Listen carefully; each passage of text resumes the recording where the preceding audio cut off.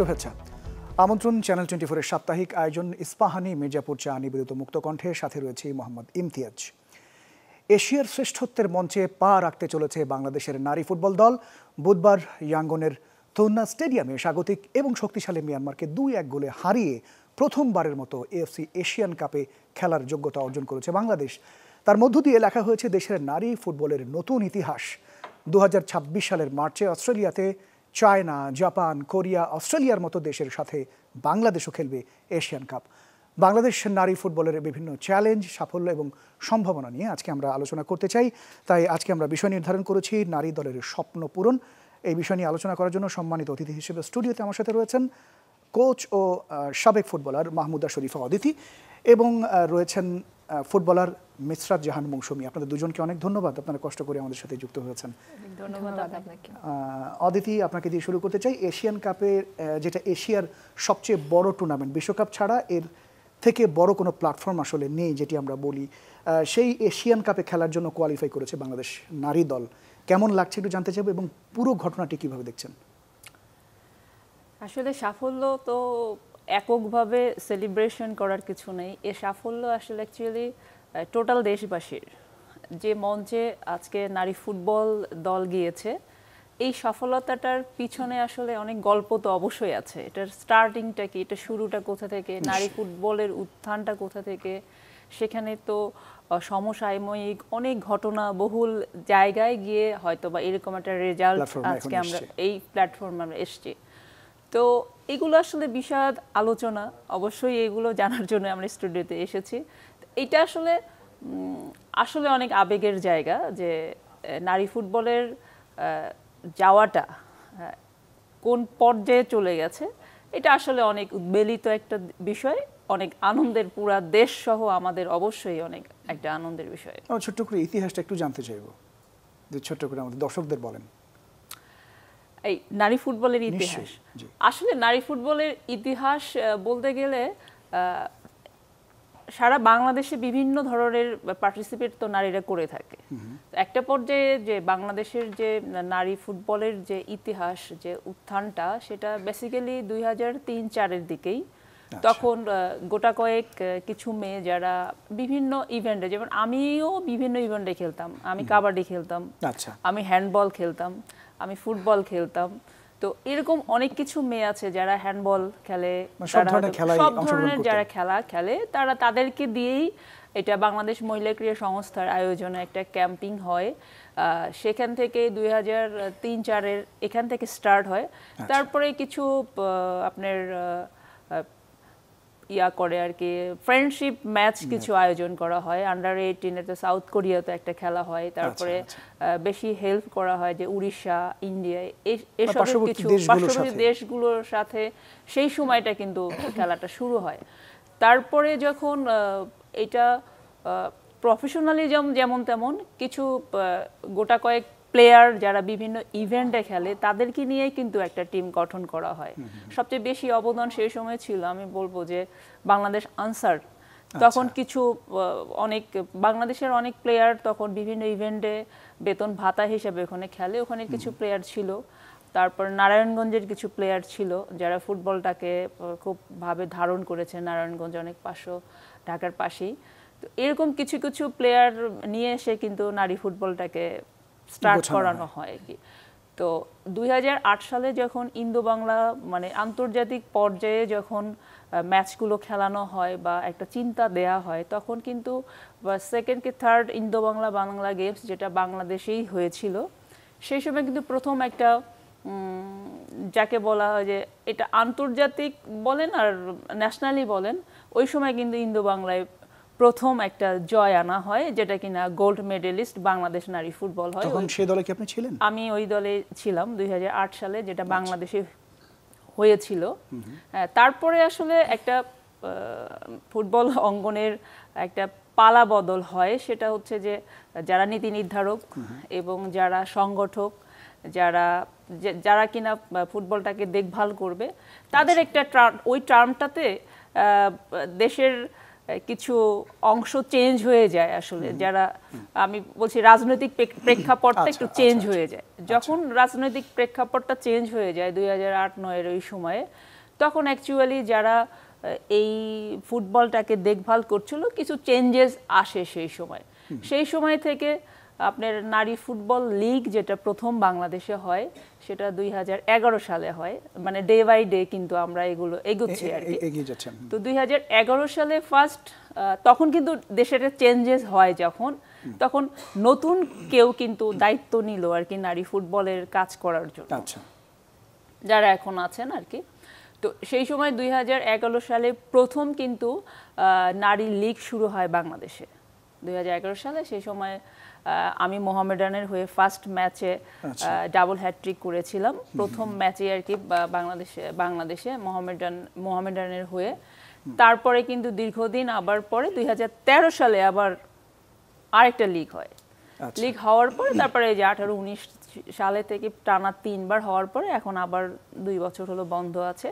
তো সেখান থেকে আর 2011-তে যখন লিগ স্টার্ট হয়, প্রথম কিন্তু আবার বাংলাদেশ ফুটবল ফেডারেশনের নারী উইংসের যে স্যার ছিলেন আমরা যশোরের বাচ্চু স্যার, উনি হয়তো মারা গেছেন আর কি। তো উনি কিন্তু প্রথম সেই সময় আমাদের যখন দায়িত্বে ছিলেন ওমেন্স উইংয়ের, তখন কিন্তু 2012 সালে প্রথম একটা কর্পোরেট লিগ হয়, যেটা 4টা টিম নিয়ে, 4টা টিম নিয়ে কর্পোরেট লিগ স্টার্ট হয়। সেই 4টা টিমের মধ্যে ছিল হচ্ছে শেলটেক, তারপর সানবিন, একটা ছিল আপনার এই সময় আমার 2012 সালে প্রথম হয় আর কি, আমার মনে পড়ছে না, তবে ব্রাক একটা টিম ছিল, এই তারপর বিজেএমসি, ওকে। তো এই 4টা টিম নিয়ে কিন্তু প্রথম কর্পোরেট লিগ শুরু হয়, যে কিনা আমাদের সেই সময় আশ্বাস দিচ্ছিল যে তোমরা এরকম খেলবে। আমরা কিন্তু মানে ধাপে ধাপে আসলে তখন কি আপনার কাছে মনে হয়েছিল যে আজকের যে এই স্বপ্ন পূরণের যে জায়গাটায় এই অবস্থানে পৌঁছাবেন, তখন কি আপনার মাথায় এরকম ছিল?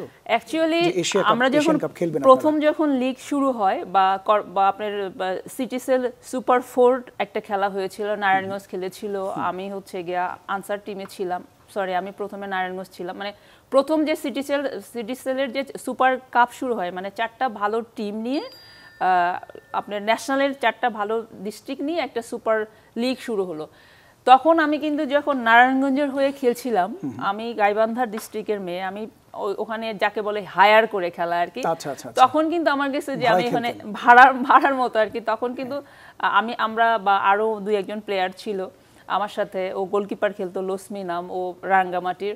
তো এরকম কিছু ভাগ ভাগ করে যখন খেলছিলাম আমরা, তখন 2 জন ওখানে যখন হায়ারে খেলছিলাম, তখন কিন্তু এটা 2012 সালের কথা বলছেন? 2012 সালের আগে, আগে যখন আর কি 8, 9, 10 এরকম আর কি, যখন ন্যাশনাল খেলাগুলো হচ্ছিল, তখন কিন্তু আমরা নারায়ণগঞ্জে খেলতে গেছি। ওখানে ভেনি ছিল, রাজবাড়িতে খেলা হইতো, মুন্সিগঞ্জে, মানে বিভিন্ন জেলায় আপনারা গিয়ে হ্যাঁ খেলতাম। আমি 2012 পর্যন্ত আপনার কাছে থাকি, এরপরে 2013 থেকে আবার আপনার কাছে আসবো। আমি একটু মৌসুমীর সাথে কথা বলতে চাই। মৌসুমী, কেমন লাগছে এই যে একটা এত বড় একটা অর্জন, এবং আপনি তো নিশ্চয়ই সামনে আরো খেলবেন আশা করি, আপনার কাছে এই যাত্রাটা কেমন মনে হচ্ছে? অ্যাজ এ বাংলাদেশি প্রথমে তো আমি অনেক প্রাউড ফিল করতেছি, কারণ অ্যাজ এ ফুটবলার আরো বেশি, কারণ হচ্ছে যখন ফুটবল স্টার্ট করছিলাম তখন এশিয়ার মধ্যে টিমগুলোতে খেলারই আমাদের সুযোগ ছিল, বাট ওদের সঙ্গে এত ফাইট করার মতো সেই সামর্থ্যটা ছিল না, অ্যাবিলিটি ছিল না। বাট আজকে মেয়েরা হচ্ছে সাব চ্যাম্পিয়ন, তারপরে এটা আমাদের জন্য কিন্তু কম পাওয়া না, কারণ হচ্ছে এটা হিউজ পাওয়া ছিল। তো এখন মেয়েরা হচ্ছে এশিয়ান কাপ খেলতেছে, এটা অ্যাকচুয়ালি আমাদের কাছে স্বপ্নের মতো। আমরা যে স্বপ্ন দেখি যে বাংলাদেশ হচ্ছে ওয়ার্ল্ড কাপ খেলবে, আমার মনে হয় আমরা এক ধাপ আগে গেছি এটার মাধ্যমে। So I am so proud, so খুব বেটার ফিল হচ্ছে, একটা ভালো লাগা কাজ করছে। মৌসুমী, একটু জানবো, মানে আপনি ফুটবলের সাথে যুক্ত হলেন কিভাবে? আপনিও কি অদিতির মতো একইভাবে বিভিন্ন খেলার সাথে যুক্ত ছিলেন, পরবর্তী থেকে আপনাকে কি এইভাবে নিয়ে আসা হয় ফুটবলে, নাকি আপনার কোনো মানে ভালো লাগার জায়গা ছিল? না, অ্যাকচুয়ালি আমি ফুটবল নিয়ে কখনো স্বপ্ন দেখি নাই, আর কখনো ভাবি নাই। আমি যে যখন পড়ালেখা করতাম স্কুলে, তখন ভাবতাম যে আমার ইচ্ছে ছিল দেশের জন্য কিছু করা, সেটা হচ্ছে আমি অ্যাজ আ আর্মি পারসন। আমার আর্মির উপর একটা সফটনেস কাজ করতো সবসময়, যে আমি হচ্ছে জীবনে যদি কখনো কোনো কিছু করি তো আমার আর্মির একটা বড় অফিসার হব, দেশকে মানে দেশের জন্য কিছু করব। তো সামহাও আমার কপালে ফুটবল লেখা ছিল, এটার মাধ্যমে আমি দেশের জন্য কিছু করতে পারছি। সো এটা একটা কাকতালীন ছিল আমার জন্য। আমি হচ্ছে স্কুল টুর্নামেন্ট দিয়ে স্টার্ট করি 2011 সাল।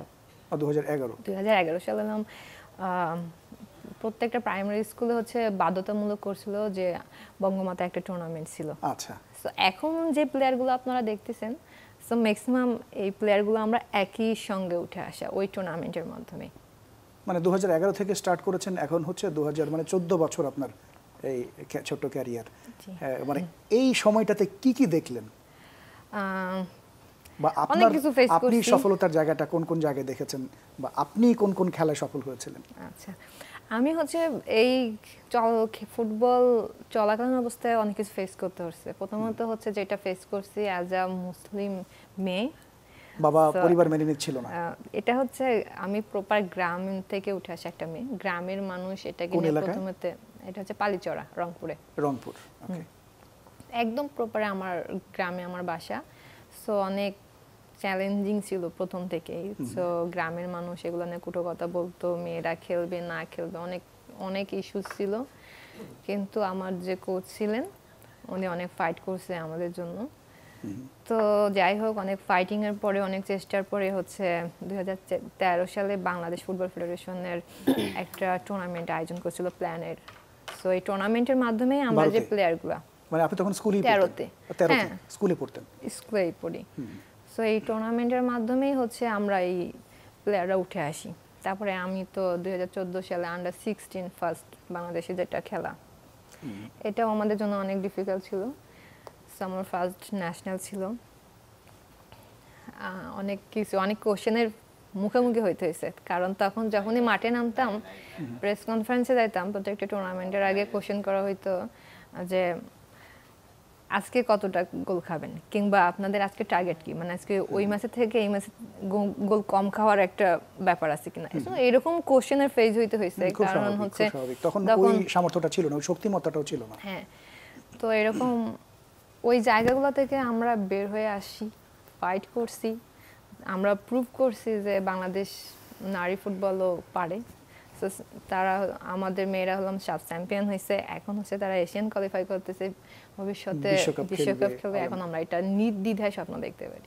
আচ্ছা, তখনকার পরিবারের, যেমন আপনি বলছিলেন যে খুব সহজ ছিল না আপনার জন্য, একদম যেহেতু মফস্বল এরিয়া থেকে বড় হয়ে এসেছেন খেলার জায়গাটায়, তখন পরিবারের কেমন অ্যাটিটিউড ছিল এবং এখন কেমন দেখছেন? আসলে ফুটবল খেলে মেয়েরা যে ক্যারিয়ার করতে পারে এটা ধারণাই ছিল না আমাদের এলাকার, তো কারণ আমার ফ্যামিলিরও না। খেলতাম তো বলতো যে স্কুলের স্যাররা বাসায় কমপ্লেন করতো যে ওই স্টুডেন্ট ভালো, ও তো এটাও নষ্ট হয়ে যাবে, খেলাধুলা করে কি করবে, ও তো ওর ক্যারিয়ার নষ্ট করতেছে, লাইফ নষ্ট করতেছে। আচ্ছা, সো যখনই ন্যাশনাল পর্যায়ে আসলাম, নিজে মানে ভালো পারফর্ম করলাম, দেশ চ্যাম্পিয়ন হচ্ছিল, তারপর হচ্ছে একটা পর একটা রেজাল্ট আসছে, আমরা হচ্ছে বিভিন্ন সংবর্ধনা পাচ্ছি। সো যখন এস্টাবলিশ হলাম ফুটবলের মাধ্যমে, তখন হচ্ছে আমার ফ্যামিলি সহ বাসার আশেপাশে আমার এলাকার সবার চিন্তাধারা চেঞ্জ হয়ে গেছে, যে না আসলে তারা হচ্ছে তাদের ভবিষ্যৎ নষ্ট করতেছে না, তারা অ্যাকচুয়ালি এখান থেকে তাদের একটা ভালো একটা ফিউচার তারা করতে পারে। তো তারপরে যেটা হয়েছে যে আমাদেরকে প্রথমে যেমন আসার সময় আমাদের ফ্যামিলি বাধাগ্রস্ত যে ব্যাপারটা ছিল, বাধা দিচ্ছিল ফ্যামিলি থেকে, এলাকা থেকে। তারপরে যেটা হয়েছে যে ফ্যামিলির তো বাধা কাটায় উঠছি, এরপর এলাকার মানুষও আগ্রহ হয়েছে তাদের বাচ্চাদেরকে ফুটবলে দেওয়ার, মেয়েদেরকে। তো এটা কিন্তু হিউজ পাওয়া। মানে তখন বলা হতো যে রংপুরের মৌসুমী, এখন বলা হয় মৌসুমীর রংপুর, এমন কিছু বলে? গর্ব, মানে রংপুরের গর্ব, এই একটা কথা বলে। সো এটাই এনাফ ছিল তখন শোনার জন্য। আচ্ছা আচ্ছা আচ্ছা আচ্ছা, আমরা অদিতি আপনার কাছে আরেকবার একটু আসি, আমরা ছোট্ট একটা বিরতিতে যাব। তার আগে আপনার কাছে আরেকটা ছোট্ট বিষয় জেনে নিই। আমরা দুবার সাফ চ্যাম্পিয়ন হয়েছি, যেমনটি আপনিও বলেছিলেন এবং মৌসুমীও বলছিলেন, এবং দক্ষিণ এশিয়ায় আমরা আমাদের মেয়েরা চ্যাম্পিয়ন হয়েছে, এবং সামনে এশিয়ার খেলাটা আমরা যেটা নিয়ে খুব প্রাউড ফিল করছি। কতটুকু আশাবাদী আমরা এখন? বর্তমানে যে টিমটা আছে, 1 থেকে 20 পর্যন্ত গুনলে তো 1 2 3 4 একদম 20 পর্যন্ত হয়। তো আমি সবাইকে না মানে 1 থেকে 20-তে না মানে সবাইকে 20-তে ব্যাসেস করতেছে, 1 20 20 20 অল আর 20।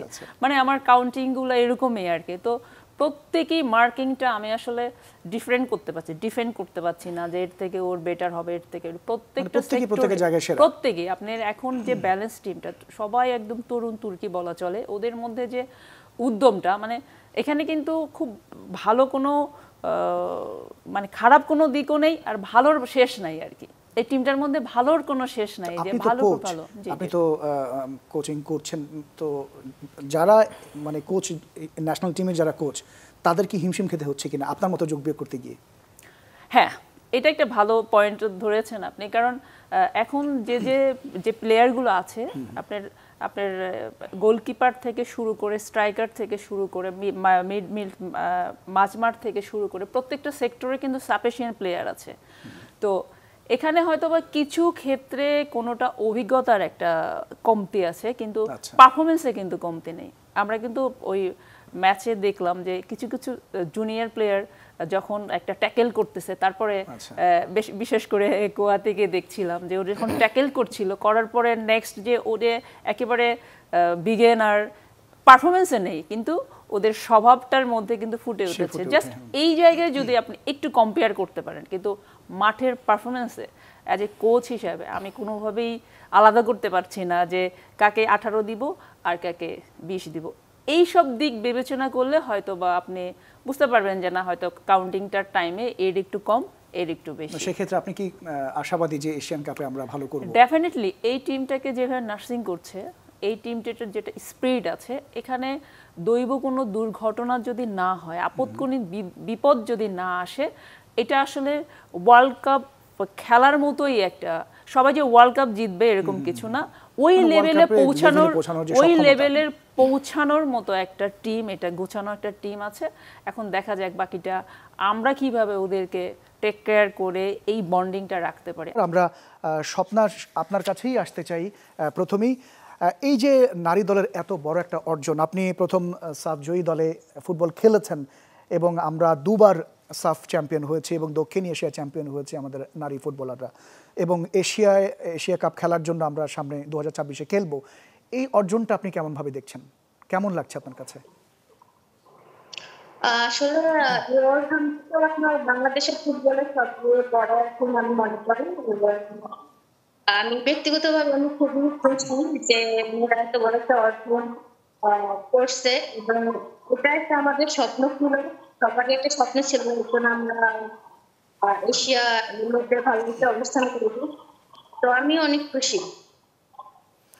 আচ্ছা, নারী বিশ্বকাপ ফুটবলে বা অলিম্পিকে যদি বাংলাদেশের এই মেয়েদের খেলতে হয়, আমি একটু আগ বাড়িয়ে বলছি, মানে এশিয়া কাপ খেলবে, খেলার পরে 2027-এ যদি আমরা নারী বিশ্বকাপ ফুটবলে মেয়েদেরকে দেখতে চাই বা অলিম্পিকে বাংলাদেশের নারীদেরকে আমরা দেখতে চাই, তাহলে কি কি সমীকরণ মিলাতে হবে বা সে সম্ভাবনা আসলে কতটুকু আপনার কাছে কি মনে হয়? পারবে কি আমাদের মেয়েরা?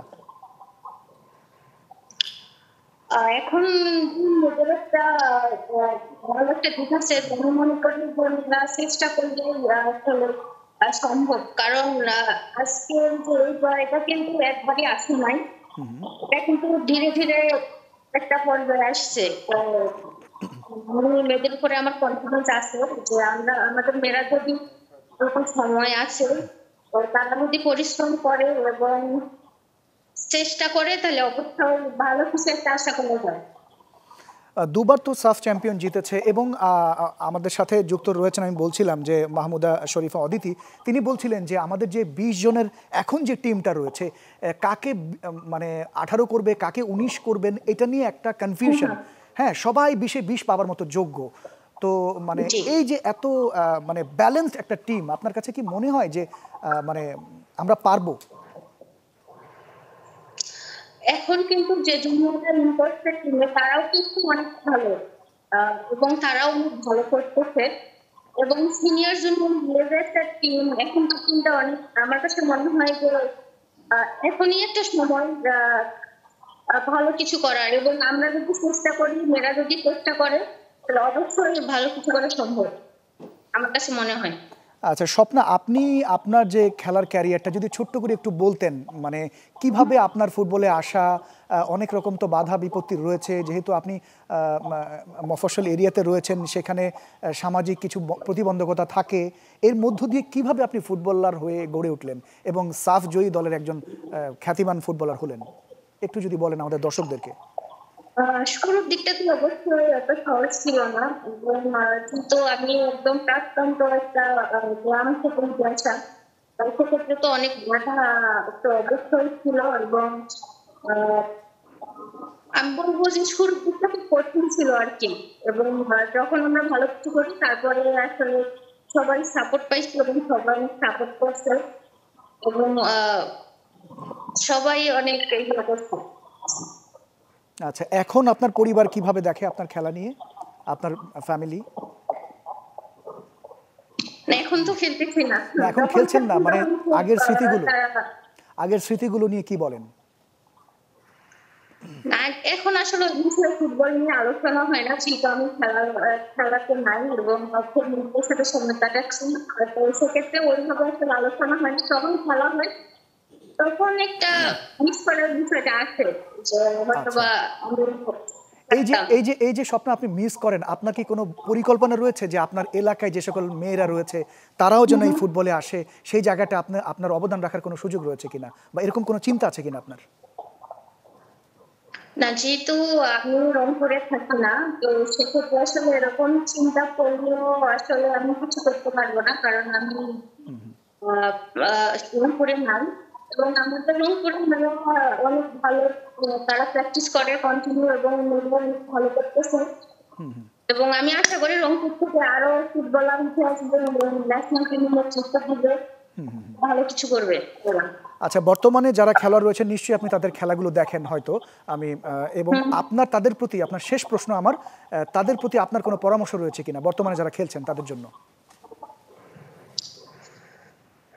যারা খেলছেন পরামর্শ বলতে যে যেহেতু আমরা একটা ভালো রেজাল্ট করছি এবং সামনে আমাদের আরো বড় চ্যালেঞ্জ, তো সেক্ষেত্রে তারা যেন আরো কঠিন পরিশ্রম করে এবং ডিসিপ্লিনের মধ্যে থাকে, যাতে আমরা সামনে আরো ভালো একটা রেজাল্ট করতে পারি। অনেক ধন্যবাদ সিরাজ জাহান স্বপ্না আপনাকে, আপনার এই ব্যস্ত সময়ের মধ্যে আপনি আমাদের সাথে যুক্ত হয়েছেন, আপনার জন্য অনেক অনেক শুভকামনা থাকলো। দর্শক, সিরাজ জাহান স্বপ্না আমাদের সাথে তখন যুক্ত ছিলেন।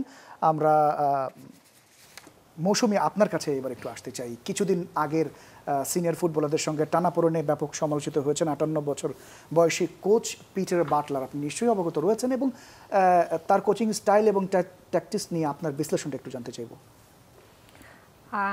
আসলে তার কোচিং ট্যাকটিক্স নিয়ে কোনো কিছু নিয়ে আমার কোনো ধারণা নাই, কারণ আমি তাকে পাইনি। আচ্ছা, শুনেছেন তো নিশ্চয়ই? শুনছি, এবং যেহেতু আপনি খেলার সাথে যুক্ত রয়েছেন, একটু যদি এই ব্যাপারে আসলে আমার বলার কিছু নাই, কারণ হচ্ছে আমি অ্যাকচুয়ালি আমার কোনো আইডিয়া নেই। আচ্ছা, আপনার কাছে তাহলে আবারও আসছি আমরা। অদিতি, এই প্রশ্নটা যদি আপনার কিছু বলবার থাকে। আসলে প্রত্যেকটা মানে ভালো কিছু বা খারাপ কিছুর পিছনের ঘটনা, তো ঘটনার মধ্যে ঘটনা থাকে। তো আমাদের যে নারী ফুটবলের যে স্টার্টিং থেকে আজ অবধি বেশ বয়স হয়ে গেল, তো ওই ফুটবলের থেকে 2003 থেকে বেশ কিছু বছর তো পার হয়ে গেল। এর মধ্যে তো কিছু না কিছু ঘটনা ঘটবে, এছাড়া তো আসলে ঘটে না, রাইট, এরকম কিছু একটা। তো যে ঘটনাগুলো ঘটেছে এটা স্বাভাবিক, যে কোনো ভালো কিছুর পিছনে তো মন্দ কিছু থাকবে, সেগুলোকে ওভারকাম করে একটা রেজাল্টই কিন্তু জবাব তার দিয়েছে।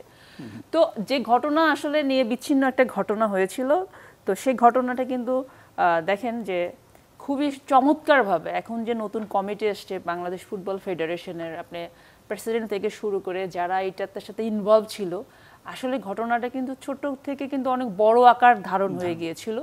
এতে করে কিন্তু একটা অশনি সংকেত দেখা দিচ্ছিল যে নারী ফুটবলটা আসলে ভেঙে যায় কিনা, নারী ফুটবলটার আসলে ভবিষ্যৎটা কি, এতগুলো প্লেয়ার একসাথে। এটা কিন্তু টোটালি বাংলাদেশ ফুটবল ফেডারেশনের, আমি মনে করব যে টোটালি ক্রেডিট হচ্ছে বাংলাদেশ ফুটবল ফেডারেশনের।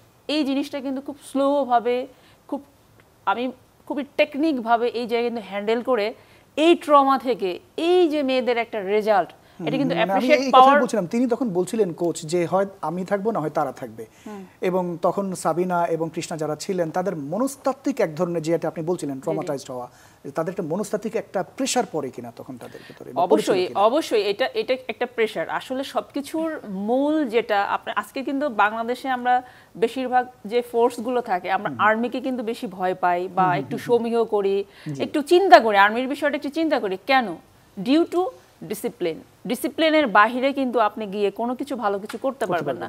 আমাদের শো হচ্ছে ধরেন 11টায় শুরু হবে বা 9টায় শুরু হবে, মাস্ট বি আমার প্রেজেন্ট থাকতে হবে, হয়তো বা টাইমলি আসতে হবে। আমি যখনই ব্রেক করব, এটার পরে কিন্তু ব্রেক করতে করতে আপনাকে পরের শিডিউলগুলো কিন্তু রিশিডিউল করতে করতে একটা ভেজালে পড়ে যাবে। স্টার্টিংটা যদি এখন পিটার বাটলার হচ্ছে যে মানের কোচ, তার আপনি স্ট্র্যাটেজি নিয়ে আমাকে বললেন, তার যে স্ট্র্যাটেজি, তার ফার্স্ট স্ট্র্যাটেজি হচ্ছে যে ডিসিপ্লিনটাকে আমাকে ঠিক করতে হবে, পেশাদারিত্বতা আনতে হবে।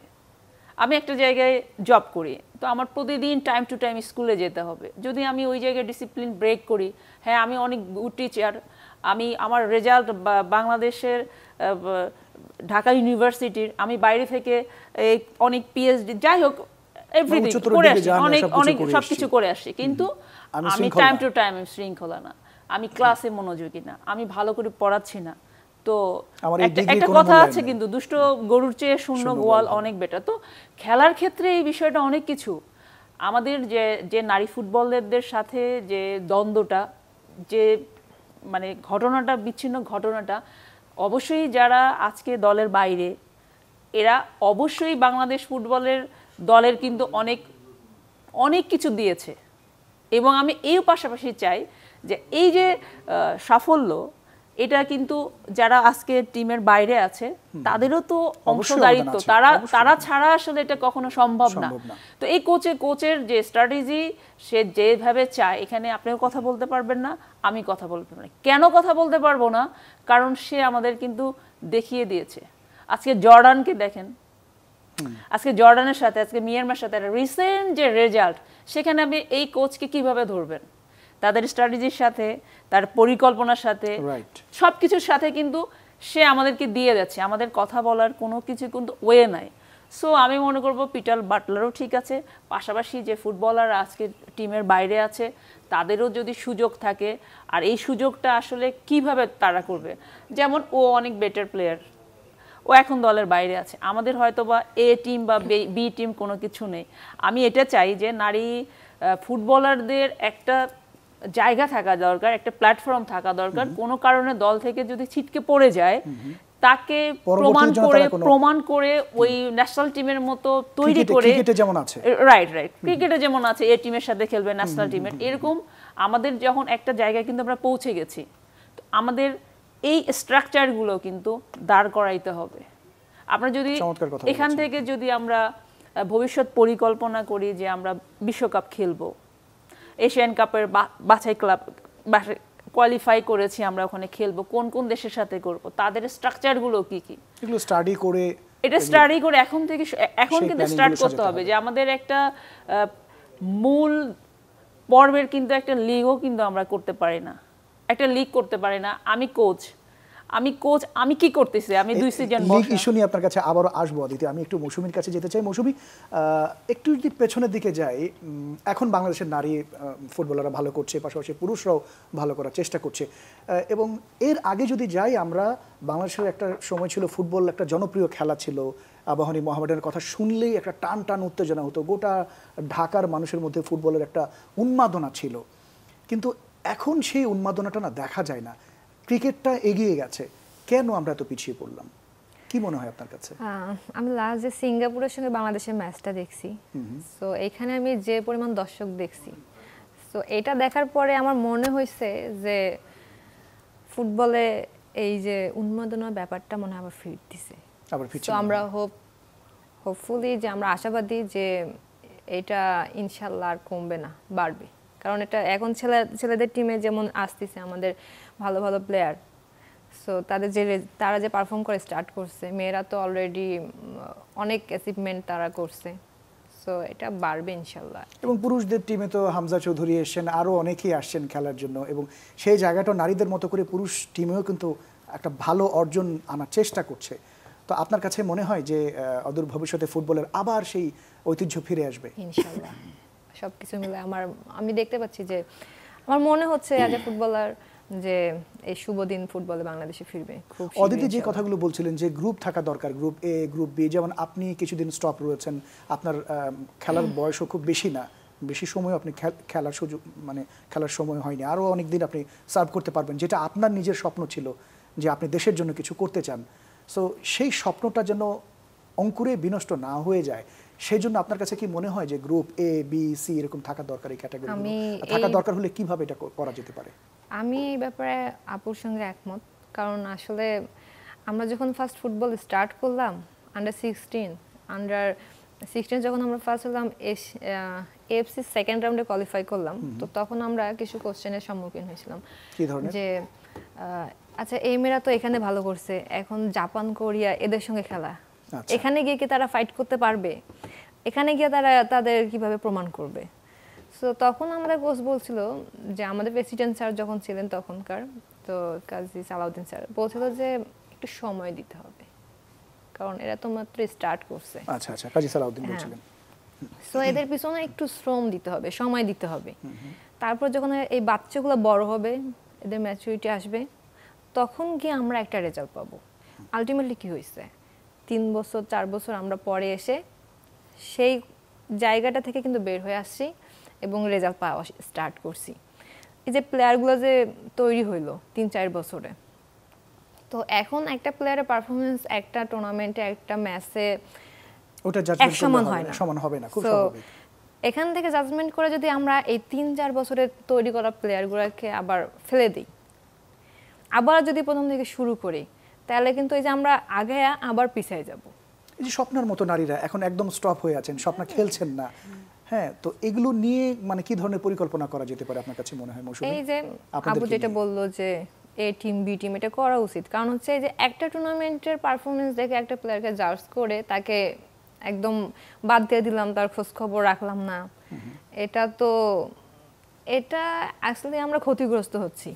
আর হচ্ছে যে এই যে ধারাবাহিকতা, যে প্লেয়ার তৈরি করে আনলাম 3-4 বছরে, তারপরে এরা রেজাল্ট দিল, তারপরে আবার 1-2 টুর্নামেন্টে তারা পারফর্ম করলো না, তাদেরকে আবার একদমই বাদ দিয়ে দিলাম, তারপর আবার নতুন করে প্লেয়ার তৈরি করতেছি। সো এটা হচ্ছে যে আমরা সাফল্য পাচ্ছি, তারপর আবার এই প্লেয়ারগুলোকে মূল্যায়ন করতেছি না, তারপর আবার জুনিয়র থেকে স্টার্ট হচ্ছে, তো সময় লাগতেছে, ব্যাকআপ প্লেয়ার থাকতেছে না। আবার এই প্লেয়ারগুলো যে এত কিছু স্যাক্রিফাইস করে মানে একটা পর্যায়ে আসলো, 10-15 বছর সময় দিয়ে একটা অবস্থানে আসছেন, আপনারা বিদায় হয়ে গিয়ে আবার সেই জায়গা থেকে নতুন থেকে স্টার্ট করে আবার সেই 15 বছর মাঝখানে চলে গেল 30 বছর, কিন্তু আপনি রয়ে গেলেন 15 বছরের স্টেটাসে, তাই তো? হ্যাঁ। সো এই জায়গা থেকে যদি ওই টিমগুলো থাকে, এই টিম বি টিম, যে যারা একটা মানে মনে হচ্ছে যে এদের পারফরমেন্স খারাপ, তাদেরকে আবার সুযোগ দেওয়া উচিত। তারা দেখা গেছে যে আবার কামব্যাক করতে পারে, আরো বেটার পারফর্ম দিতে পারে। সেই সুযোগগুলো কি ন্যাশনাল লেভেলে দেওয়া উচিত, নাকি ভেতরে ইন্টারন্যাশনাল লিগ খেলে বা ছোট ছোট পরিসরে আপনাদেরকে খেলিয়ে প্রুফটা? অবশ্যই খেলার মধ্যে থাকতে হবে। প্লেয়ার যখন খেলার মধ্যে থাকবে তখন সে বুঝবে তার অবস্থান কি, তাকে আরো কোন জায়গাটা ইমপ্রুভ করতে হবে, সেই জায়গা থেকে সে চ্যালেঞ্জ নিবে। যদি সুযোগ থাকে লিগগুলো খেলার, পারফর্ম করার, তাহলে তো সে চ্যালেঞ্জ দিবে, আবার হার্ডওয়ার্ক করে স্ট্রং ভাবে কামব্যাক করবে। বাট এই সুযোগগুলো যদি না থাকে, তাহলে তো প্লেয়ারগুলো একদম হারিয়ে যাবে। তো এটা হচ্ছে প্লেয়াররাও ক্ষতিগ্রস্ত হচ্ছে। আলটিমেটলি বাংলাদেশ ফুটবলও এরকম কিছু সম্ভাবনাবান প্লেয়ার হারাচ্ছে। শেষে কি আপনার কাছে ওই কথাই মনে হয় যে এই ফুটবল খেলে কি হবে, ওর ভবিষ্যৎ নষ্ট করছে, এরকম প্রশ্ন আপনার ভেতরে তৈরি হয় কি? এটা খুবই স্বাভাবিক। যখন আপনি একটা পর্যায়ে গিয়ে আর কোনো সুযোগ পাচ্ছেন না, আপনি হোপলেস হবেন। আপনি ওয়েট করতেছেন, পাচ্ছেন না, তো এই জায়গা থেকে আপনি বের হয়ে যাবেন যে হ্যাঁ, এখানে আমি দেখতেছি আমার কোনো ভবিষ্যৎ নাই। তো তখন মোরালি ডাউন হবেন, আপনি এটা থেকে দূরে সরে যাবেন। এরকম অনেক প্লেয়ারের ক্ষেত্রে হচ্ছে, আমাদেরও অনেক, আমি মনে করি যে আমাদের মধ্যেও এটা কাজ করবে যদি এরকম সুযোগ না থাকে আমাদের পারফর্ম করার, ফিরে আসার, তো সেই ক্ষেত্রে তো আমরা ঝরে যাব। অনেক ধন্যবাদ মৌসুমী, চমৎকার কিছু কথা আপনার কাছ থেকে জানলাম। অদিতি, এটা নিয়ে আপনি যদি একটু বলেন, পাশাপাশি নতুন যাদেরকে গড়ে তোলানো হচ্ছে মানে আমরা কি এইভাবেই চলবো কিনা, যে গড়বে এরা চলে যাবে হারিয়ে যাবে এদের বিষয়ে আর কোনো খোঁজ খবর নিব না, আবার নতুনদেরকে গড়বো, এইভাবেই আমরা চলবো? এভাবে চললে কি আসলে এই যে এখন 20 জনের যে টিমের কথা বলছিলেন, 20-এ আপনি মানে তাদের নাম্বারিং করতে আপনার জন্য ডিফিকাল্টিস হচ্ছে, তো সেক্ষেত্রে নতুনদের জায়গাটা কি ওই পর্যায়ে আসবে কিনা? না, অ্যাকচুয়ালি এখানে একটা বিষয় থেকে যায় যে আমরা যখন আন্ডার 19 খেলছি তখনও যে প্লেয়ারকে পাচ্ছি আবার ন্যাশনাল টিমে কিন্তু সেই প্লেয়ারে পাচ্ছি, ডিউ টু আমাদের প্রোডাকশন কিন্তু অনেকটা কম, প্লেয়ার প্রডিউস করতে পারতেছে না সেভাবে, কারণ গোটা কয়েক প্লেয়ার নিয়ে কিন্তু ক্যাম্পিং করে সারা বছর আমরা রেজাল্ট পাচ্ছি। তো আমাদের এটা অনেক বিস্তর করতে হবে, অনেক বড় করতে হবে, বিশাল একটা একাডেমি করতে হবে, যে সেটা সারা বাংলাদেশেও হইতে পারে, আপনার সেন্ট্রালি ঢাকাও হইতে পারে। এখন আমাদের ওখানে 30-40 জন প্লেয়ার আছে, সেটা কিন্তু অলমোস্ট যে সিনিয়র প্লেয়ার তারা কিন্তু অলরেডি দলের বাইরে চলে গেছে, তারা হয়তো বা প্রুফ করে ভিতরে আসবে বা তাদের কি হবে, এবং আমিও চাই ব্যক্তিগতভাবে তারা ফিরে এসে তাদের এন্ডিংটা ভালো হোক, এভাবে না হোক, আবার তারা কামব্যাক করুক এবং এন্ডিংটা তাদের অনেক ভালো হোক যারা আজকে বাইরে আছে। কিন্তু এখন যে টিমটা আছে তাদের আপনি দেখেন যে কিছু কিছু প্লেয়ার আছে যে এজ লেভেল থেকে কিন্তু ন্যাশনাল টিমে খেলছে। তো আমি চাচ্ছি যে থিঙ্কিংটা এরকম হোক যে প্রত্যেকটা সেক্টরে যেন আলাদা প্লেয়ার থাকে। কিছু কিছু প্লেয়ার 2-4 জন যে একেবারে অর্ডিনারি, যে আপনার 15 খেলছে 17 খেলছে বা এরকম, যেরকম আমাদের ক্রিকেটে আশরাফুলকে দিয়ে আমরা যদি ধরি যে কিছু প্লেয়ার আছে যে গড গিফটেড, যারা সবখানেই মানিয়ে নিতে পারে। তো সেরকম ধরেন আমি যদি চিন্তা করি যে 12 থেকে শুরু করে 17, 15, 16 এই লেভেল প্রত্যেকটা যদি একটা স্কোয়াড থাকে আমাদের, তাহলে কিন্তু প্রডিউস করতে আমাদের সহজ হবে। তো এখন যে টিমটা আছে আমি যদি মার্কিং ওভাবে তাদেরকে আলাদা করতে পারি না, এরপরে কিন্তু সেকেন্ড ধাপের যে প্লেয়ারগুলো আছে তাদের সাথে কিন্তু এই স্কোয়াডের এত ফারাক, এই স্কোয়াডের যারা আছে তাদের একজনের সাথে আরেকজনের ফারাকটা কিন্তু অনেক অল্প, কিন্তু এই স্কোয়াড বাদে যদি আরেকটা স্কোয়াড আপনি দাঁড় করান, তার এই স্কোয়াডের সাথে আবার ওই স্কোয়াডের ফারাকটা কিন্তু অনেক বেটার, অনেক বেশি। এটা কিন্তু আমাদের মহিলা ফুটবলের জন্য এবং যে কোনো গেমের জন্য কিন্তু এটা ক্ষতিকর। একেবারে শেষ প্রান্তে একটু লিগ নিয়ে বলতে চাই। আমাদের দেশে যে লিগগুলো হয় 2011 সালের কথা আপনি বলছিলেন, আমরা 12তে আপনার কাছে ছিলাম, এরপরে আবার একটু স্টপ করে দিয়েছিলাম। নামকা ওয়াস্তে লিগ খেলাগুলো হয়, যার কারণে আমাদের ভুটানে গিয়ে লিগ খেলতে হয়। বাফুফে এখানে কিছু করতে পারে কিনা, খুব সংক্ষেপে যদি বলেন। আসলে বাফুফের তো কিছু না কিছু করাই উচিত এবং করানো খুবই প্রয়োজন। আমাদের হয়েছে কি যে উইমেনদের জন্য কেন জানি বরাদ্দটা কম, কেন জানি অনেক মানে দায়সারা একটা কাজ। আমি এ যাবৎ শুনে আসতেছি যে বড় বড় যে বিপিএল এ যারা খেলে তারা হচ্ছে গিয়া টিম করে না। কেন করবে না? কেন করবে না? তাদেরকে যদি একটা শাস্তিমূলক ঘোষণা দিয়ে বলা হয় যে আজকে বসুন্ধরা কিংস করছে, আবাহনী করুক, মোহামেডান করুক, এভাবে যদি অলমোস্ট 6টা থেকে 8টা টিম করানো যায়, তাহলে আমরা কোচরা যারা আশা করি এই জায়গায় বসে আছি যে কোচিং করাবো, আমাদের তো কোনো জায়গা নাই কাজ করার। তো আমরা কেন এই জায়গায় বসে আছি? বা কেন আপনারা লিখতেছেন কোচ, সাবেক ফুটবলার? কতদিন এটা, আর কতদিন নিজের এই ট্রামটা নিয়ে আমি কতদিন থাকবো, এই নেম প্লেটটা আমি কতদিন বহন করব? তো এই জায়গা থেকে বাফুফেকে আমি বলছি যে খুব দ্রুত মেয়েদের পেশাদারিত্ব আনা দরকার, আপনার এজ ভিত্তিক কিছু লিগ মাস্ট করা দরকার, সিনিয়র লিগ করা দরকার, আপনার 17 করুক, আপনার ওপেন লিগ করুক। এরকম যদি 2টা লিগ বছরে মানে চলমান থাকে, আমার মনে হয় যে আরো জোয়ারটা বাড়বে। এটা আপনার কাছে আবার আসবো, আমরা 2 মিনিট হাতে সময় আছে। আমি মৌসুমী আপনার কাছে 1 মিনিট জানতে চাইবো, এরপরে আমি অদিতের কাছে আরেকবার আসবো।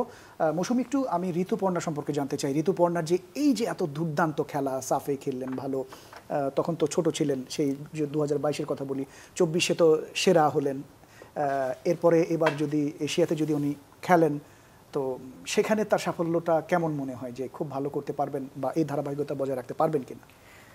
আসলে এশিয়ার মধ্যে যে টিমগুলো আসবে, সো এগুলো ম্যাক্সিমাম টিম হচ্ছে ওয়ার্ল্ড কাপ খেলা, শক্তিশালী। তো আমাদের মেয়েরা ভালো করতেছে, ঋতুপর্ণা ভালো করতেছে, সো আমরা হোপ এটা রাখবো যে ওখানে গিয়েও ভালো করবে। বাট আসলে এটা চ্যালেঞ্জিং, কারণ আমি একজন প্লেয়ার এই জায়গা থেকে বলবো যে আমি ধুম করে বলতে পারবো না যে আমি এখানে ভালো করছি ওখানে গিয়েও পারবো, কারণ ওখানে কিন্তু আরো টপ লেভেলের প্লেয়ার আসতেছে। সো ওইখানে গিয়ে সে চেষ্টা করবে তার 100% দেওয়ার, অবশ্যই দিবে। এখান থেকে সে শিখবে যে ওয়ার্ল্ড কাপ খেলা প্লেয়ারদের সঙ্গে আমাকে আরো হার্ড ওয়ার্ক, মানে খেলতে গেলে আরো কি পরিমাণ হার্ড ওয়ার্ক করতে হবে। খেলার স্টাইল আপনার কাছে মনে হয় যে ভালো করবে এশিয়ান কাপে?